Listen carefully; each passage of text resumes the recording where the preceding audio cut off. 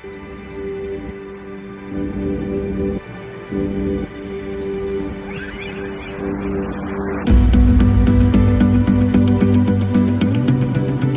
and welcome to the Backstage Pastors Podcast, helpful conversations for executive pastors and second chair leaders in the church and nonprofit world.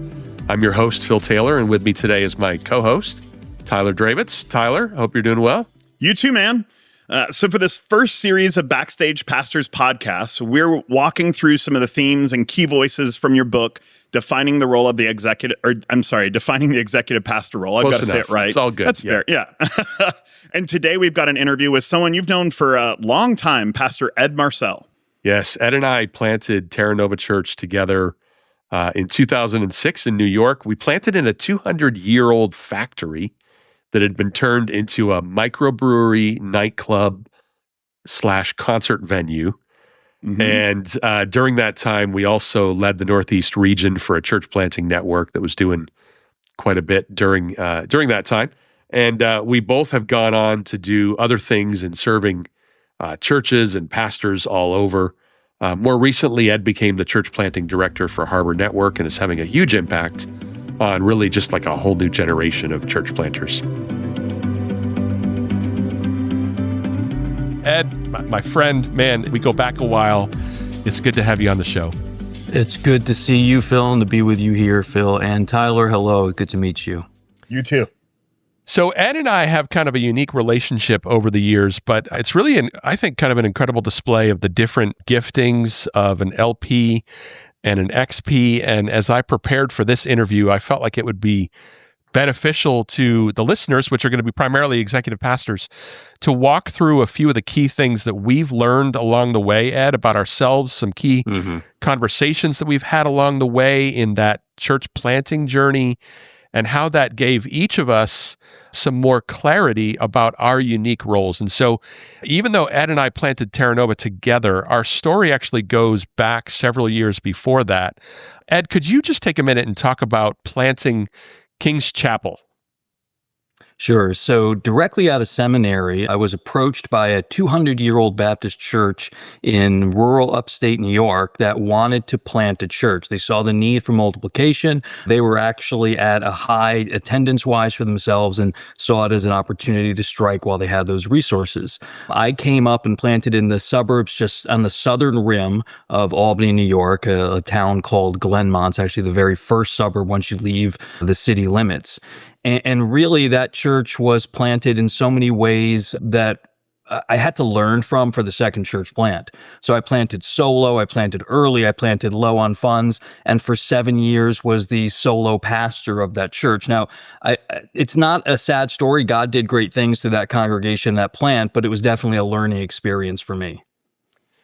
Ed, could you bring us up to the moment where you decided to leave King's Chapel and kind of what was going on in your heart in that moment? Mm-hmm. So those 7 years of solo pastoring definitely had taken a toll. I made the mistakes that I will own that I would say aren't uncommon for young church planters. There tended to be a really tight control and focus. I mean, to give an example, I can remember designing, printing, and folding the bulletins because I felt I was the only one who did a careful enough job creasing the edge with a spoon. Like it was that level of I have to get the detail right on everything. So it was an exhausting experience. And to be honest, at the end of those 7 years, I was fairly tired from pastoring that church when an association, I don't like the word denomination because it's a Baptist group, but a Baptist group came to me and said, hey, can you lead our church planting in the Northeast? Because we feel you did a really good job in this. And I had this moment of dissonance in my mind thinking, man, I don't think this was really a great job, but they're telling me it was the best that their association had planted in a decade. And I was trying to reconcile that and determined in that moment one thing, that I would change the course of my life from being a guy who just wanted to plant and pastor a church to being a guy who helped other people plant churches better than the way we were doing it. Because I think we were still planting from the rearview mirror. We were looking at things that worked in models that were early on on in the modern age, that when the church still had a much more massive influence and role in society.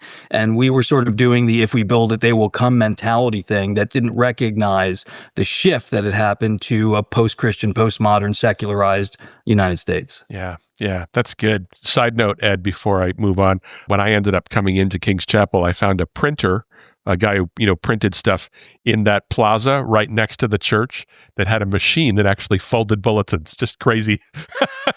It was right there next door. It was so close. It was so close. But see, an LP will never know that. An XP will find the machine to fold your bulletins.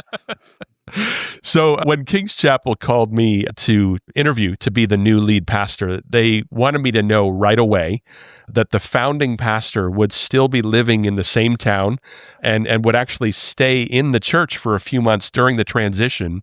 Apparently, every other pastor they'd talked to, that was an immediate no. They were like, no, I'm not taking over a church where the founding pastor is still going to be there. And so they asked me right away, is that going to be a problem for you? And I was like, well, if I like the guy and we could work together, what do I care? It's fine. So I said, just let me get some time with him when I interview, and it's fine. Yeah, that was the problem, right? I think everybody, and if someone came to me and asked my coaching advice and said, should I take a church plant where the lead planting pastor is staying, I would say immediately, no, run like it's Tokyo and Godzilla is showing up out of the water, get away from that.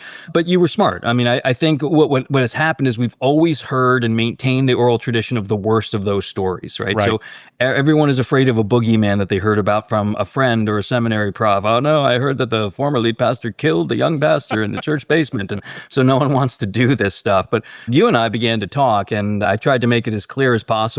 Now, I'm going to diffuse anything negative. I'm not going to hear people who are trying to end run in any way. Right. I'm going to take a very low profile. Well, and I remember you saying, Ed, that, that moment, that shift between the founding pastor and the second pastor is the moment when a lot of church plants fail.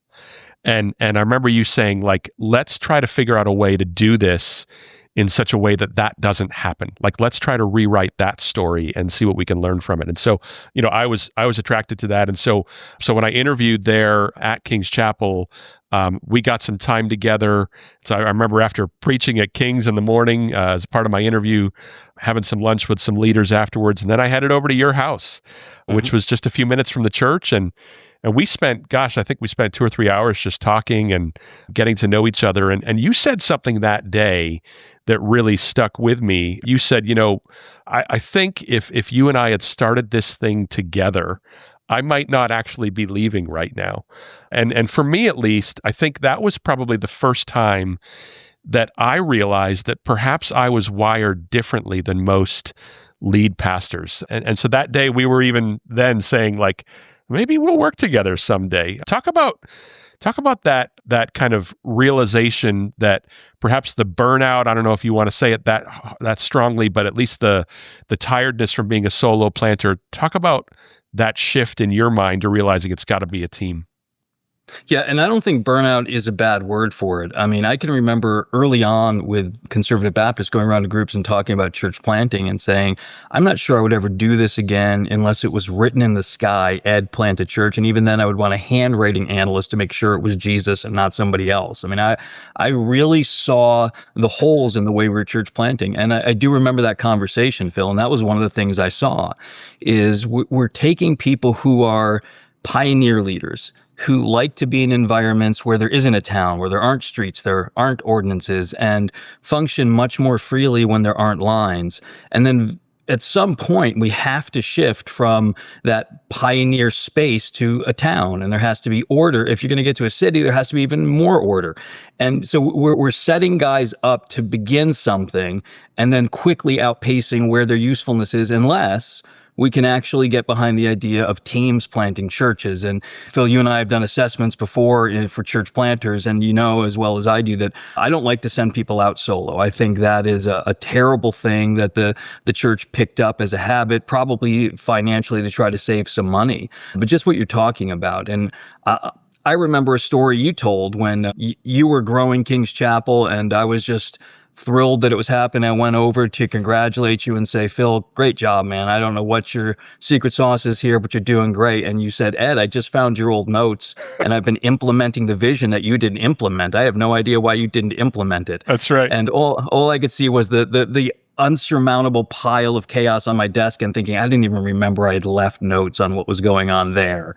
So that, to me, those were the moments of realizing the tandem really does work better than the solo. And that was a big moment for me too. I'm glad you went there. That was a big moment for me in realizing that I may actually be more effective for God's kingdom if I was partnered with somebody who had your wiring. And so that process of discovery, was happening as I was implementing your vision, and I was realizing, okay, like, I don't really want to preach 42, 45 times a year.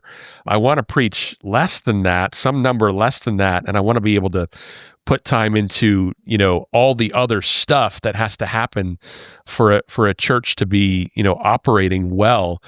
And so that was a big moment for me. For you, realizing that actually perhaps you could be more effective as a LP partnered with an XP. I think that was an important moment for kind of both of us in our friendship and our development. So, it was about this time that God really spoke to me clearly, and he really kind of gave me what I feel like was my life's calling. And I know I've talked about this with you, but through many months of prayer, I sensed that God was saying to me that my job for the rest of my days was to come alongside of gifted communicator visionaries who have the potential to make a generational impact, but who on their own may lack that organizational ability to bring that vision into reality. And so along the way, God was tugging at your heart to start a different kind of a church. And we started talking about, the idea, what would it look like if we planted this new church together, you as an LP, me as an XP. And I remember one day you actually said, as we were kind of just in that early conversation of Terra Nova, you said, listen, if we aren't committed to doing this thing together, I don't think I'm going to do it. What triggered that shift for you? Yeah, so God was doing a lot in my life at that time. I spent the first year of that ministry with Conservative Baptists traveling around the country and looking at different church and beginning to create a series of notes for myself on what could be done differently. I was really trying to look in those days at the end of and beginning of the millennium, at the end of the 20th and 21st century. How can we drive from the windshield and not the rearview mirror? And one of the things that the Lord clearly said to me one day was, you need to build it flatter. And I began to think about what that meant and what was embedded in that. And the idea was essentially, the way we've created the church is there's this one guy, and this is true especially historical Baptist churches, and he is sort of the CEO general, does everything, and oftentimes either doesn't have staff that complement him, and I do believe in the maxim, work to your strengths, staff to your weaknesses, or no staff whatsoever. And I realized there needs to be this complement of people who work differently, who see differently, who bring different pieces of the narrative to a whole story rather than just a narrow thing.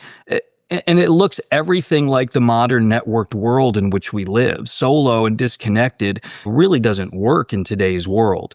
And for those who are kind of temperament geeks, you and I are the exact opposite in Myers-Briggs, right? That's I'm right, an ENFP, you're an ISTJ. That's right.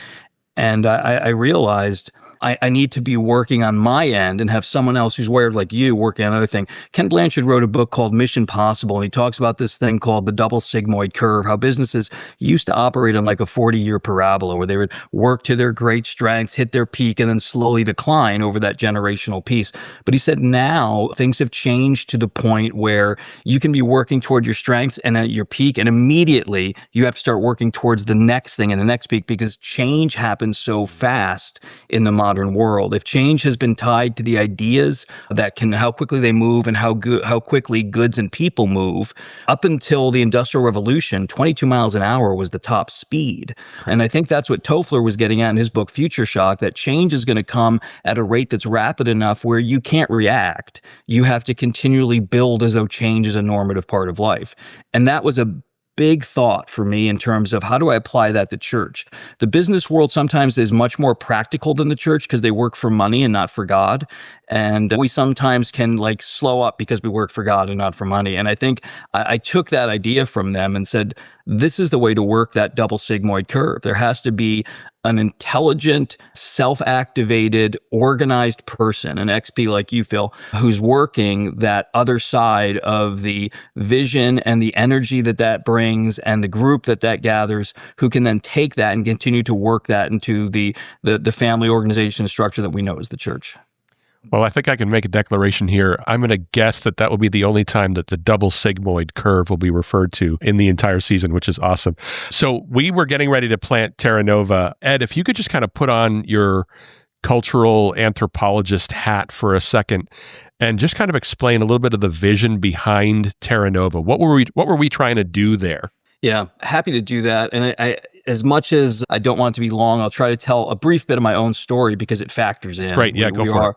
We are, the keyhole lens that we see through is us. That is our subjective experience. So I didn't grow up Christian. I grew up in a very moral Catholic home. My coming of age experience was in the arts community. And in Albany, that meant Lark Street in the 80s. And that was my world. And it was already the post-Christian world that Christian writers were writing about 30 years later, 20 years later. And so I really thought about many times the people I knew and how they wouldn't have gone to the white steepled kind of village green looking church that I had planted just south of Albany in the suburbs, that we would never reach. And I say this with affection, the new barbarian population of America, unless we were there, unless we were in those cities. So the idea of a downtown church that reached towards the unchurched, because let's face it, we're not in the Bible Belt up in New York State. We're not just blue, we're midnight blue. I mean, we're the cultural curve away from the historic Christian moorings of this land. So to reach into people that in those downtown areas and erring towards the future, saying, how do we reach people who will continue in the patterns of change and understand that better than we do, was part of the impetus behind that. So we reached into downtown Troy, New York, which when we first planted 15 years ago now, had a burgeoning art scene. It was going through the process between brownout and gentrification. And the middle piece that most people miss, there's a window in there that I like to call artification. That's right. And it's when people who are coming in, who would have been basically the artsy table in any high school, start saying, this stuff is cheap and we can have a lot of fun with it and we can make it cool. And then suddenly other people who aren't like that say, well, we're attracted to that. Let's go buy these buildings. And when that money comes in behind the artification, that's when the gentrification comes in. Troy was still in that early artification phase because we were, as you remember, Phil, it was a fairly transitional neighborhood in which we were planting. I'll cover it nicely that way. So we determined through kind of the vision that I was putting out for Terra that we wanted to reach the next generation of a downtown city. To do that, we determined that I didn't think it was a wise direction to spend $1 million+ on a facility that we would use, 2 days a week maybe. So we went into the downtown where everything's already built up anyway, and it scares a lot of people off. And we rented a nightclub. It was a former shirt collar factory. Troy, New York is known as the Collar City because back in the days when guys had those tab collars on shirts, the majority of them were made here in our fair city of Troy. 200-year-old factory, right? It was and the upstairs had been untouched. It could have been a living museum. They had the cages that were maybe 3 feet by 3 feet with numbers where young Irish women would have been working 12-hour days up there. So we went into what was then a functioning nightclub and determined a few things that were, I thought, self-evident. If it's a nightclub, they're going to have better sound systems than most churches. If it's a nightclub because they're trying to make money, they've probably already looked into if there's parking downtown where they are. So that was another positive. If they're a nightclub, they've already met all the codes for gathering people in a building. So we walked into a ready-made church that looked and felt like the culture around us. Yeah, that was a great location. And man, I have such fond memories of that building. In fact, it was next to a brewery. It was a nightclub owned by a brewery. And so, to this day, hops and barley, that says church to me. That's the smell of church for me. You and Luther, I think. Right, so right. Good for you. My favorite was, if there was a really big party the night before, we'd find the band still stoned in the basement, getting high in what we called our green room. We'd be like, hey guys, we're going to be setting up for church upstairs, just so you know. Just there are definitely some strange moments, right? I remember one of our guitarists coming by and said, Pastor Ed, I need your help with something, and kind of tempt us. So what's going on, man? He goes, well, Soul Asylum left their weed on our communion table, which is It's just not a sentence they prepare you to hear in seminary. Of course, Soul Asylum left their weed on our communion table. It's Sunday. Well, I remember in the lead up to planting Terra Nova, there was just a lot of uncertainty around funding and locations and details. And for me, I'm a guy who kind of thrives on structure and order. I maybe put a little too much stock in my ability to plan things out. And I don't remember the context of this conversation, Ed, but I remember one time you kind of chastising me one day. You said, listen, Phil, you want all the excitement of a church plant with all the stability of an existing church. And that's just not how it works. And those were hard words that I needed to hear, but you were right. And for me, that was a moment that felt like kind of this major fork in the road. I was either going to be a guy who was always going to choose safety and kind of security and resting in my ability to kind of bring order to the world around me, or I was going to be a guy who would recognize that there are times in life when you have to take the risk. You have to take, calculated risks for sure, but risk nonetheless. And your hard words to me that day were what I needed to choose calculated risk over safety and security. Do you remember that? I have some vague recollections. I think it was incredibly kind, gentle, and slow the way I said it, if I recall correctly. It sounds different in my head. I don't know. Actually, what I remember, just if I'm going to be really transparent, is I was getting frustrated. Yeah. Because we were living in the most common tension of LPXP early on, which was I wanted to keep risking getting out over the skis a little, picking up speed a little, and you wanted to pull back and make sure everything that we were heading towards was structured and organized and best, right, and most efficient. And I had this moment of frustration welling up inside me, and I remember biting off emotion and thinking, okay, what are the words I could carefully say that are true? And that was it. And I think that was a good moment for you and I actually to recognize we have to pull at an equal tension between LP and XP. And if one of us pulls too far, it's going to really upset the emotional platform and availability of the other person. If one says we need to go slower and you can't lead directionally, or if I say you need to put aside your natural bent and design for order because I need to pull radically ahead, it's going to disturb the balance of each of us. Yeah. That's good. And I think that that's so true just in LP-XP relationships across the board. When we started Terra Nova, we did see some quick kind of growth there that happened really in the first year that was, not really common for church plants in the Northeast. And we took on a leadership role for the Acts 29 network in the Northeast. Would you just take a minute and talk about the way that Terra Nova was able to impact kind of the church planting landscape of the Northeast during that period? Sure. So Acts 29 was a very young network. When we first got involved with the first boot camp that we supported, it was actually, I got marked to come out prior to Terra Nova's launch.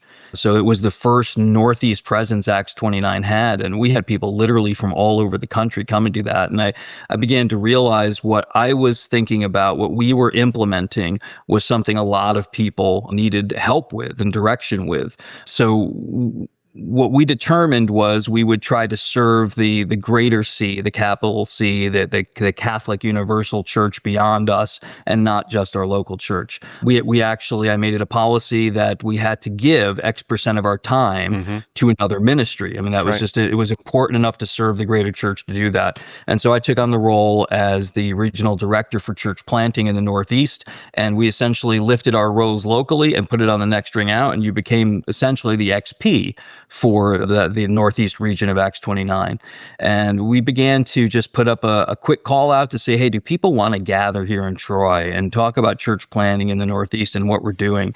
And we were having sort of informal regionals with 40, 50 people on the first go. And by the time we started to make it more developed and, had a second iteration where you began to develop the communication, we would literally have hundreds of people, as many or more than we would have on a Sunday in church, who were pastors or planting pastoring teams in Rev Hall, and we were able to speak to them about what does it mean to be missionaries in the Northeast again, getting over the first and second Great Awakenings and having this sort of longing nostalgia for history versus saying, no, we actually want to face forward.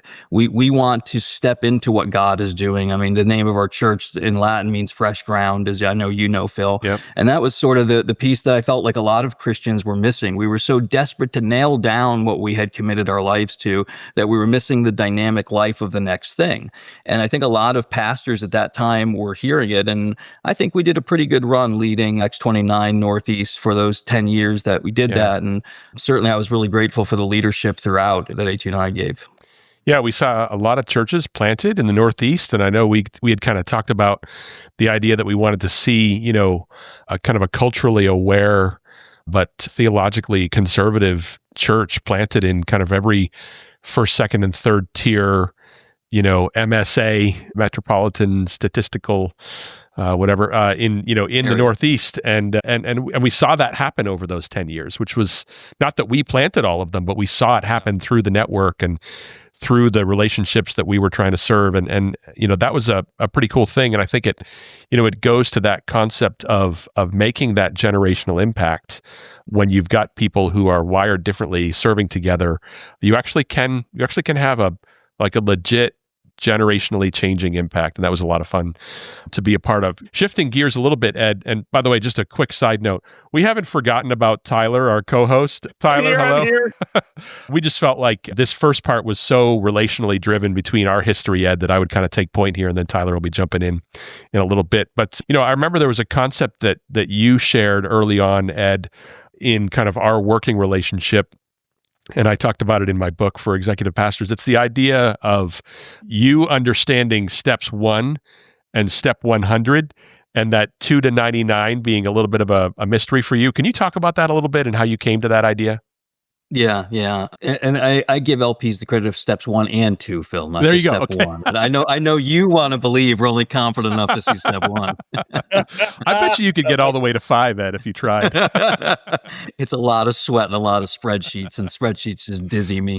But yeah, no, it actually, that came out of a conversation that I had with a graphic person I'd worked with for years. And he became very frustrated with me and said, I understand now. You see steps 1, 2, and you get frustrated that you're not at 27, but you don't even know there's a 3 through 26. And I was highly offended and left the meeting, and then sat and thought about it. I said, that's exactly right. That's sort of how visionaries work. And I've come to see it as we see mountaintops and not valleys. So there's this peak of a brand new idea, steps 1 and 2. And that becomes just burnt into our retina, in our mind's eye. We see that. And then we see this is what that could lead to. This is what could make that happen. If it happened, here's where it could be done. And that's step 100. And we just see it like it's one line, and we don't see there's this massive valley of step 3 through 99 to get up to that place. And it's not for lack of trying. I think it's wiring. And I think it's the passion and the ability to see like that makes a lot of lead pastors visionary communicators, because they're talking about something that seems thrilling and exciting and compressing those points of time that will be those other steps.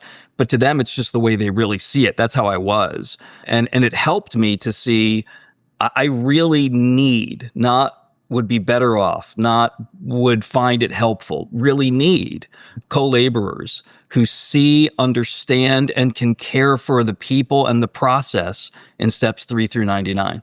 Otherwise, visionary leaders can become one of two things, neither of which is good. They can become unfulfilled dreamers who saw the thing that they wanted and say, oh, what a sad state, I could have done this, and their whole lives they believe that. Or they become tyrants who out of their frustration keep trying to push things from step 2 to 100 without understanding the process of getting through 3 through 99. Yeah, and I think on the executive pastor side, if all I'm doing is trying to figure out 3 to 99, and I don't have somebody who is thinking 1 to 100, then really what happens is I'm going to end up with a highly organized church that is probably about as exciting as sawdust, and you need that combination of both. And I think it's that idea that, we can go a lot further or farther. I'm sure you'll correct me, Ed, on the grammar there. We could go a lot further together. I didn't want your job. You didn't want my job. You had the vision clear in your head. My job was to figure out how to make it happen through the gifting that the Spirit has given us. And those were fun years together. Take us backstage, so to speak. What do you think would surprise people about the LP XP relationship that maybe they don't know? Yeah. It's a good question. It's hard to say what people know and don't know, but I think given what a lot of church leaders have seen, they would see a hierarchical experience that almost seems like a military in its rank and structure. The LP does this and says this, and the XP just runs out and goes, "Got it, Chief." That's like an LP fantasy world, right? That's right. Yes, Chief, and they just run out and do the thing, but it's not realistic and not good at all. What I think would surprise people is there's actually a really vital need for a lot of relationship time, I believe, for an LP and an XP to work together effectively. And it doesn't have to be efficient time. It doesn't have to end with spreadsheets and opportunities. There just needs to be constant communication and understanding.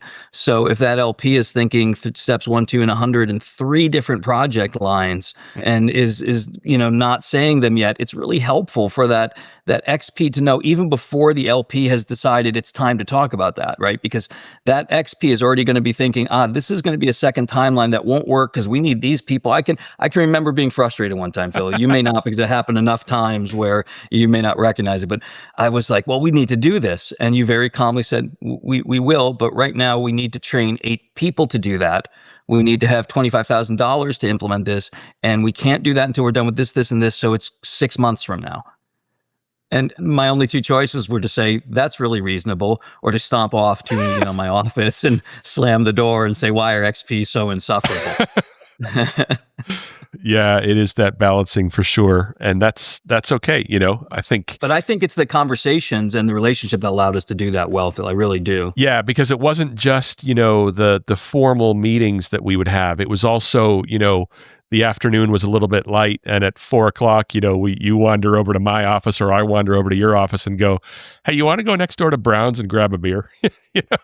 And that unscheduled time where sometimes that's when you end up having that, like, we don't have an agenda for this hour, and so you end up talking about a dream that you're having for an idea that may be 2 years down the road, but you get that early kind of conversation going about it. And sometimes the sharpening of the idea makes it even better. And it's off agenda stuff, right? But it is really helpful for the development. And I think it helps us understand each other, right? I mean, we're saying, if people can really hear this, we're wired and gifted differently. So our subjectivity constantly tells us 2 different things. So for us to start to understand, that's how this guy thinks. Because I remember you saying to me one time, I said, "Hey, how come we didn't implement this?" And you said, you only said it once. I've learned if you say something 3 times, you really mean it. Yeah. And that was just by wiring and exposure. Right. Yeah. My pattern with you, and I'm sure I've told you this, is the first time you would mention something, because you're a guy who was like an idea factory, right? Like, you just always having ideas. The first time you would mention something, right? No, actually, my first time I would say, "Hey, that sounds really interesting. Can you do some more thinking on it?" And quite often, like, the idea never came up again. Like, it just never even came up. And the second time you'd bring it up, I'd say, "Okay, I like this. Let's put some ideas on paper." And then we'd begin to do that. But if you kind of lost interest quickly and were on to something else, then I too would kind of stop putting a lot of effort into, because I was realized, okay, maybe that's not as important to him as he initially felt that it was 2 weeks ago or whatever. But what I learned with you, and this was just kind of a quirk of your artistic wiring, if you showed up at a meeting with a piece of art, right, that you had done on Photoshop, if there was a logo, it was time. Right? That's when I knew, like, all right, it's time to crank this up and put some really good time into this and start making pictures now. It's real. Figure out the budget. But, that was like a way that, honestly, like, for me, it kept me from not like being like running around like a chicken with his head cut off and having too many things that I was trying to implement all at once. It kept our budgets in line. It kept our our people resources in line, and I think it served us well, but that's good. You stayed at Terra Nova, and you added a third congregation or campus, as some would call it. And the church has continued to be really just an incredible gospel voice in the Capital Region. It's now 15 years old, right? And you've just accepted a new role. Ed, why don't you tell us a little bit about your new job with Harbor Church Planting Network? So Harbor Network is a new name for an organization that has existed for a little while. Some of your listeners will probably know the Sojourn Network. That was a church planting network out of Sojourn Church in Louisville, Kentucky. And they recently changed their name and branding to Harbor just in the recent year.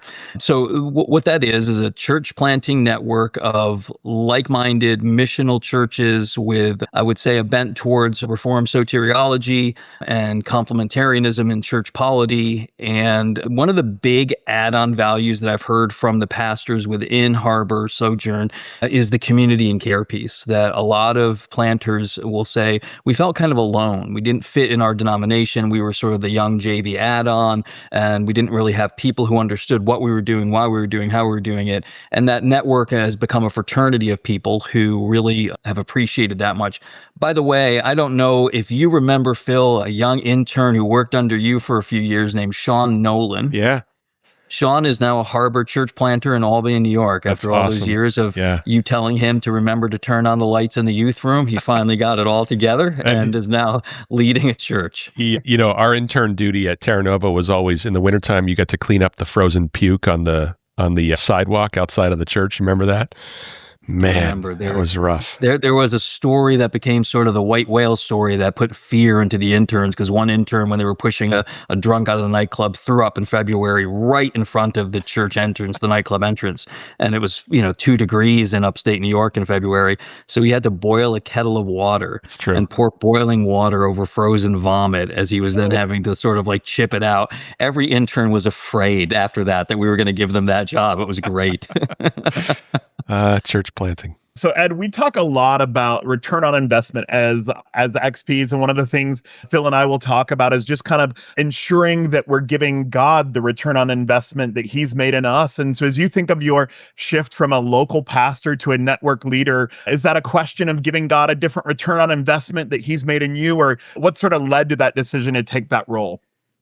Yeah. So, a change of ministry is something that nobody should take lightly. If we're called to something, I think we wait until God has called us to something else, and we don't always determine to leave. That's just my theological bias on that. It's not just my choice. That can come up in a lot of very human ways. I think people finding a holy discontentment with where they are is often where it begins, at least in my experience, that the status quo no longer seems to have a spiritual vibrancy to it. And I felt that a little bit and was beginning to look at the edges of that, and combined with a more important timeline piece. I'm 55 years old, and we were looking to transition our church to a younger leader. Our average age at our church is 33 years old at this point. So we're an outlier in terms of where the congregation should be in average age to the pastor. And that was great, but it's also means that there needs to be a pastor who is more that generation. So we had a 3-year timeline, and 1 year into it, God decided my timeline wasn't great. And a friend out of the blue reached out and said, hey, I think you should consider this job.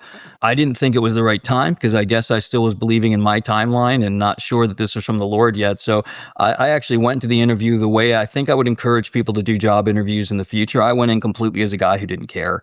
And I don't mean that terribly. I was just honest. Like when I was younger, to interview meant I was trying to come up with the right answer. I was trying to talk my way into a job. I really wasn't. I was just allowing myself to answer all the questions to the point where my wife is by me on the phone going, no, I don't think that's what you really want to say. But I did. And I think there's no bait and switch. This group now sees who I am. My brothers at Harbor understand the good and bad that is Ed. But that certainly was a big piece of it. And the return on investment piece, I hear what you're saying. I've heard Phil talk about this many times before. And where that came up in this process was one night, Diane and I were talking about it. And I will just say, for anyone who has planted a church, they'll understand the way a parent understands what being a parent is. There is a connection to that church plant that is difficult. It is a part of you. It is more like family and common DNA and blood than any other thing I've worked on in ministry if I've been staff. It's just different. And so leaving, I found, was hard to disconnect.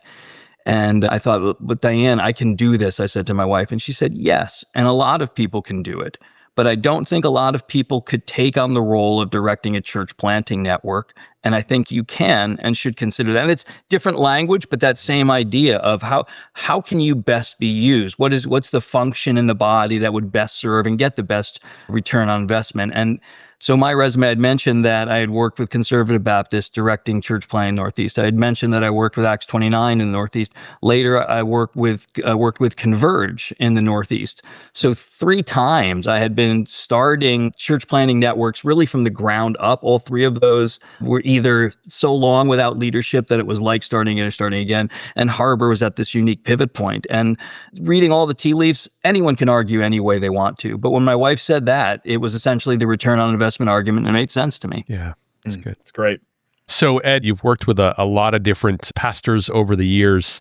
And, we all have kind of those moments where we get to have just kind of a unique impact on somebody. And you've had a lot of those moments over the years. But can you just talk about maybe 1 or 2 moments that really kind of stick out where you say, like, this is it. Like, this is why I do this job. This is why I put time into impacting others.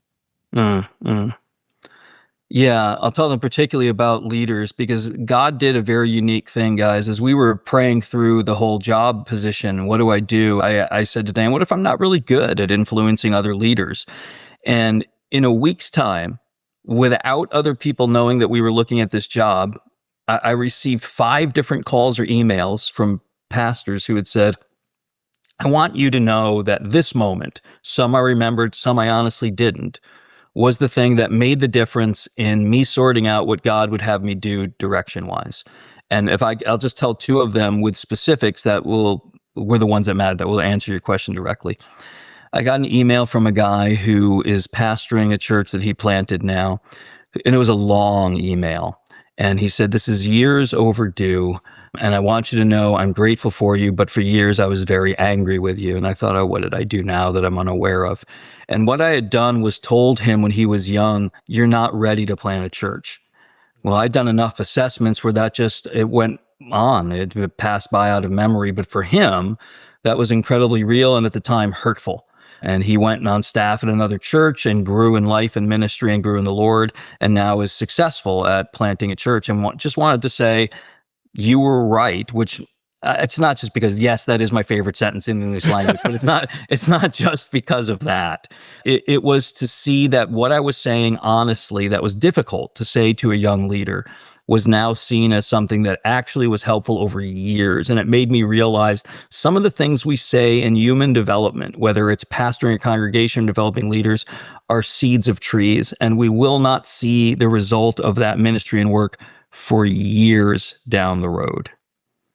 The other one was a guy who came to me and said, do you remember when? And I did. He was trying to figure out how to leave a church that was, for lack of a better word, toxic and dying at the same time. And he was just struggling and he felt disloyal, felt like he was abandoning these people. And I put my hand on his shoulder and I said, you never went through a marriage ceremony with the church. The church is Jesus's bride. You're just taking care of one segment. You can leave a congregation. It's okay. You're not betraying the Lord or the church. And he now is 10 years into a different healthy church plant in the Northeast because of that. Those kind of moments that you don't see in the moment. It's just being available, caring, and honest. That's great. Well, Ed, so you have worked with a couple of different XPs now. And so from a lead pastor perspective, what's something that you'd want to really say to XPs or those in similar roles? Mm-hmm. Well, to XPs, I would say be very patient. Just try to learn that LPs aren't trying to frustrate you. We are completely different animals in the same species. And to LPs, I would say understand that you need to adopt and understand the phrase submit to your XP in certain areas. Your title of lead will make you think that sometimes you have to step in and be the tip of the spear and everything. And there are moments, and Phil will attest to this, and my other XP, I was blessed with 2 fantastic XPs, Paul Gordon, who was a former banker who just did an amazing job organizing as well, that I would say, thank you, Pastor, I'll submit to what you're saying on this when it came to timelines, people, and organizations. And it was a freeing and humbling experience, but I also think it's a more dynamically biblical and Christian experience that we submit to one another in those ways. So I would encourage that for XPs and LPs to find that dynamic. Yeah, that concept of mutual submission is so often overlooked in that XP-LP relationship, but I think it really is key. And I would say, for those that are leading a staff, whether it's 5 or 50 or whatever, that really that mutual submission should happen throughout your whole team. Well, Ed, I think this is a perfect place to end right here. I really want to thank you for taking time to be on the show. Your decades of ministry will pay huge dividends and serving church planters really all over the country.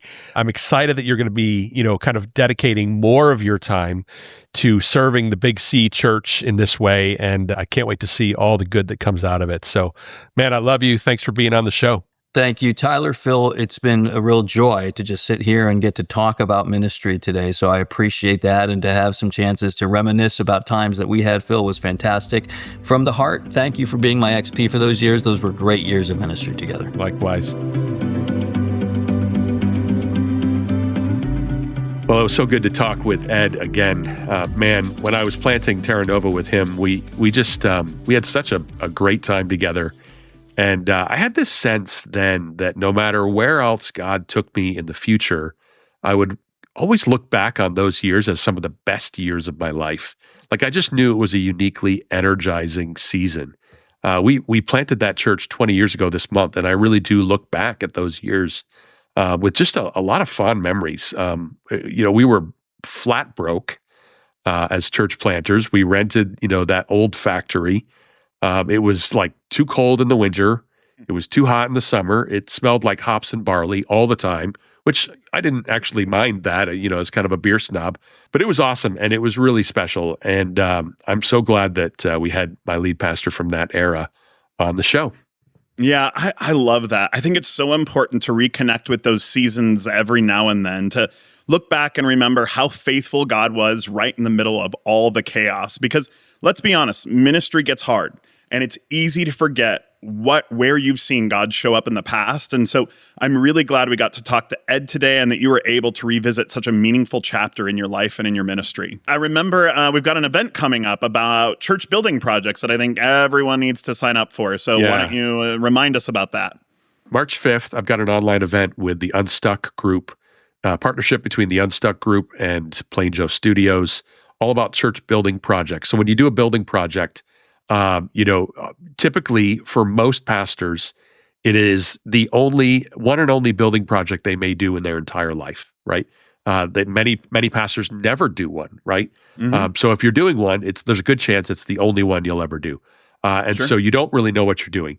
You need space, and that's about all you know. Or you need to fix the space you have, and that's about all you know. And so that there's probably going to be a building that needs to be designed. And so you're probably going to have to talk to like an architect or somebody. You're probably going to need to talk to some kind of designer type person. You think, well, gosh, we might need to take out a loan. So banks are going to have to get involved. We might need to raise some money. So that's some kind of a giving campaign. There's just so much involved in a building project, and it dominates your life for several years. Having done several myself, I know what that's like. And so on March 5th, what we're going to do is we're going to do like sort of a masterclass on church building projects. It'll be 5 hours. It's free. We'll have a bunch of different people on that are, subject matter experts in each of these fields that I've mentioned, right? So all the different aspects of it. And you'll be able to kind of come to this 5-hour online seminar, catch a good kind of rough overview over all of it.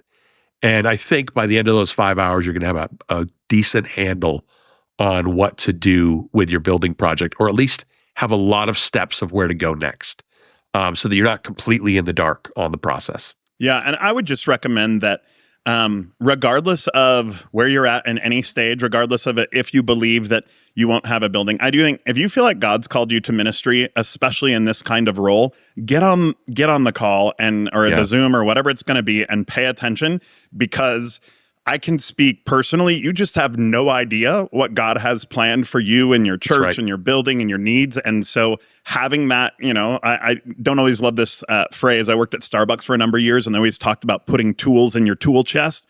So I don't love it, but it's true. That's a great tool to stick in your tool chest. Even if you don't need it today, at some point you're going to need to do that thing and need those tools. And so for sure, make it a priority. Absolutely. I think it also gives you great exposure to Plain Joe Studios, which I shared before. Man, our church was deeply blessed with, and this is a really kind of soft step into like, what do they do and how do they go about it? And so I think it's great for everyone. Absolutely. But well, with that said, we are out of time, sir. So if you want to reach out to me, you can always get me at Tyler at myxp.church. That's at myxp.church. And if your church could ever use help with bookkeeping or even the full support of remote executive pastor, we would love to come alongside you and serve however we can. Just check out myxp.church. That's myxp.church for more info. And then my email address is phil@backstagepastors.org. Email me if you want to talk about XP coaching, or if you've got any kind of building project, master planning, architecture, kids ministry theming that you want to talk through. I do that with churches and nonprofits, Christian schools of all types through Plain Joe Studios. And you can check out some of our past projects at plainjoestudios.com. There's a lot of cool stuff to look at there, like the project that we did with Saddleback Church a couple of years ago during COVID, where they asked us to add 1,500 seats to their sanctuary without adding any square footage. So you can see how that turned out at plainjoestudios.com. It was really cool. So if you want to keep up with the podcast on social media, you can follow us at Backstage Pastors on Instagram or Facebook. The Backstage Pastors Podcast is brought to you by the Church Hub. The Church Hub serves pastors, ministry leaders, and their spouses through equipping and training resources. Check them out at thechurchhub.org. Our podcast is produced by The Good Podcast Company. Our theme music was written by Seth K. Follow him on Instagram at SethIsElsewhere. Tyler, we'll see you on the next show. Sounds good. Have a great week.